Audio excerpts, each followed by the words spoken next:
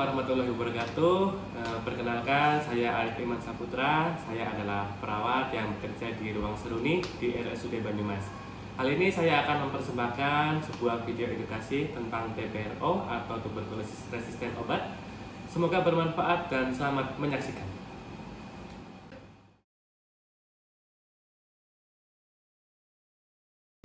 Tuberkulosis atau TB merupakan penyakit infeksi yang disebabkan oleh bakteri Mycobacterium tuberculosis. Penyakit TB merupakan penyakit yang dapat disembuhkan jika pengidap TB mematuhi rencana pengobatan dari dokter. Jika TB tidak dirawat dengan baik, maka bakteri TB dapat menjadi resisten atau kebal terhadap satu atau beberapa obat yang digunakan dalam pengobatan. Jika bakterinya menjadi resisten terhadap banyak obat, maka disebut tuberkulosis resisten banyak obat atau TB-MDR. Dan jika TB-MDR tidak ditangani dengan baik, maka akan menimbulkan TB yang semakin resisten yang semakin parah resistennya yang disebut TB-XDR. Mayoritas kasus TB dapat diobati dalam periode 6 bulan. Standarnya berupa pemberian 4 antibiotik kualitas tinggi lini pertama.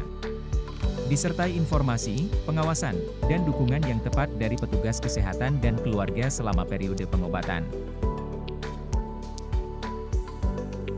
Dalam pengobatan, obat paling efektif dan sering digunakan untuk TB adalah isoniazid, rifampicin, yang dipadukan dengan ethambutol dan pyrazinamide.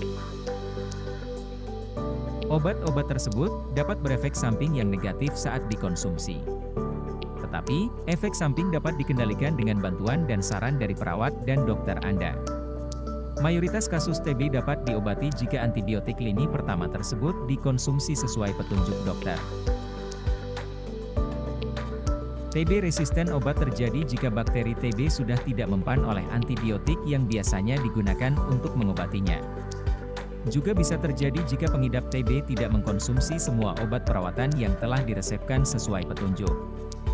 Dan hanya setengah jalan menuntaskan periode perawatan atau malah tidak mengkonsumsi obatnya.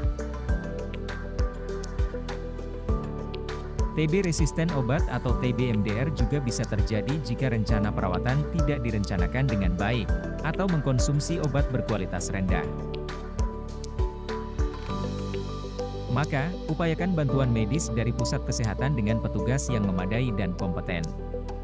Jauh lebih penting lagi, adalah Anda harus mematuhi pola perawatan yang diterapkan oleh dokter untuk mencegah TB resisten obat.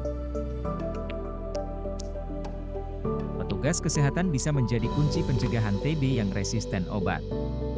Dengan cepat mendiagnosis pengidap TB, membantu Anda mematuhi rencana perawatan Anda, memantau respon Anda terhadap perawatan, dan memastikan Anda menuntaskan perawatan.